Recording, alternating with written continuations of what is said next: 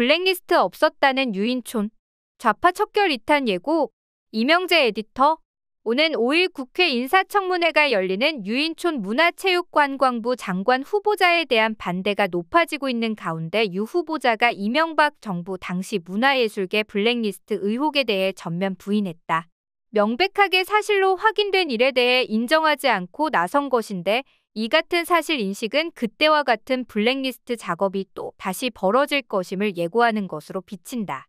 특히 이동관 방송통신위원장이 언론계에서 벌이고 있는 대대적인 축출 작업과 함께 언론 관련 부처이자 문화예술계를 관장하는 문체부가 이른바 좌파 인사들에 대한 척결을 투톱 체제로 주도할 것이라는 예상이 나온다.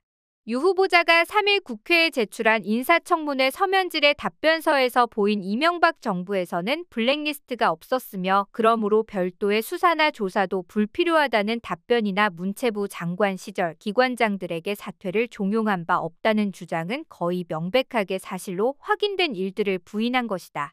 2018년 문재인 정부 출범 이후 발족해 장기간 조사 활동을 벌인 문화예술계 블랙리스트 진상조사 및 제도개선위원회의 발표에 따르면 이명박 정부 출범 초기 청와대 기획관리비서관실에서 문화권력 균형화 전략이라는 문건을 작성한 것을 시작으로 문화계 좌파 인사 찍어내기 작업이 치밀하게 전개됐다. 이 문건에는 좌파 예술인의 행태를 분석하고 이들에 대한 정부 지원금을 차단, 이를 우파 예술인에게 배정해야 한다는 내용 등이 포함돼 있었다. 진상조사위에 따르면 이명박 정부 국가정보원에서 작성한 문화연예계 정부 비판 세력 자료에서 확인되는 블랙리스트 문화예술인은 모두 82명으로 문화계 배우, 영화감독, 방송인, 가수로 구분해 강성 성향이 69명, 온건 성향이 13명이었다. 이어진 박근혜 정권을 포함해 두 정부 시절 문화예술계 블랙리스트에 관여한 것으로 확인돼 징계 및 수사 의뢰 권고를 내린 문체부 공무원들과 산하기관 직원들만 130여 명이었다. 유 후보자는 특히 장관 재직 시 임기가 남은 문화예술기관장들에 대해서도 전 정부 인사라는 이유로 사퇴를 노골적으로 압박하고 종용했으며 해임 처분했다. 당시 유인촌 문체부의 전방위적 압박에 물러난 인사 가운데 김정원 전 한국문화예술위원장, 박명학 전 한국문화예술위원회 사무처장, 김윤수 전 국립현대미술관장 등은 그 후 소송을 통해 해임이 부당하다는 판결을 받았다. 이 같은 사정을 종합하면 유 후보자의 블랙리스트와 기관장 사퇴 압박에 대한 부인은 자신의 과거 행적에 대한 부인을 넘어서 문체부 장관직을 맡게 될 경우 블랙리스트 이탄을 실행할 것임을 사실상 예고하는 것이라고 볼 수 있다. 그의 이명박 정부 시절 행태는 물론 이 같은 인식이 노출되면서 그에 대한 문화예술계의 반대는 더욱 거세지고 있다. 그의 장관 후보 내정 때부터 지명 철회를 요구해온 한국민예총은 지난달 25일 이미 블랙리스트 장관의 소환, 문화예술의 파탄을 우려한다는 성명서에서 문체부 장관 인사청문회가 열리는 것 자체를 반대한다고 밝혔다. 민예총은 그는 재임 당시 블랙리스트를 만든 원조로 의심받고 있으나 아무런 해명을 하지 않고 있고 문체부 산하 기관장들이 잇따라 해임 무효 판결을 받았는데도 당시의 막장 행정에 대한 사과도 없다면서 그가 주연으로 펼칠 블랙리스트 시즌2라는 시대 퇴행적 연극을 다시 보고 싶지 않다고 규탄했다.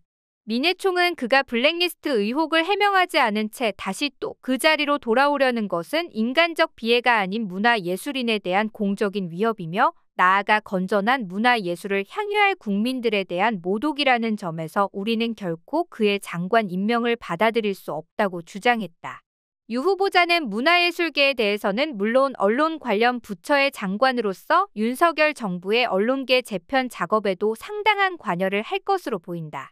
인사청문회 답변서에서도 인공지능, 디지털 기술을 이용해 가짜뉴스가 빠른 속도로 확산되며 사회 갈등, 반목을 조장하고 자유민주주의와 우리의 미래를 위협하고 있다. 필요한 경우 관련 기관 협력을 통해 강력하게 대처하겠다고 말해 언론 정화에 대한 분명한 의지를 표하고 있다. 한편 유 후보자에 대한 지지를 표명하는 문화예술단체도 나오고 있다.